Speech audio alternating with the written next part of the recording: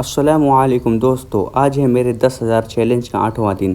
ایک اور خوبصورت دن، ایک اور یادگار سفر آپ سب کے ساتھ۔ صبح جب آنکھ کھلی تو ناشتہ کیا، چھوٹے بھائی کے ساتھ خوشیوں بھرا لمحہ گزارا۔ چائے تو ابھی نہیں پیا تھا، چائے کے بغیر تو چلتا ہی نہیں، لہٰذا باہر نکل آیا۔ ہاسٹل کے باہر کھڑی چائے کی خوشبو نے مجھے بلا لیا۔ چائے آئی جیسے روح کو تازگی مل گئی، اور پھر واپس ہاسٹل کی گلیوں میں لوٹ آیا۔ دوستی کی خوشبو میں لپٹے ہم سب باہر نکلے، سینٹری گیٹ پہنچے، اندر کا نظارہ دیکھا۔ علی گڑھ یونیورسٹی کا ہر گوشہ دلکش تھا، قدم سے لمحہ وسعت سے بھرا جیسے خوابوں کی دنیا۔ چلتے چلتے پاؤں تھکنے لگے، مگر سفر کا جذبہ کہیں ختم نہ ہوا۔ پھر ایک ساتھی کے ہاسٹل پہنچے، وہاں کی رونق، کیفیت اور حسن کا منظر دیکھا۔ کینٹین میں چائے کی چسکیاں لیتے ہوئے لمحے قید کر لیے۔ اس کے بعد ہم چلے علامہ اقبال کی طرف۔ ایک ساتھی سے ملاقات کی، ان کے ہاسٹل کا نظارہ کیا۔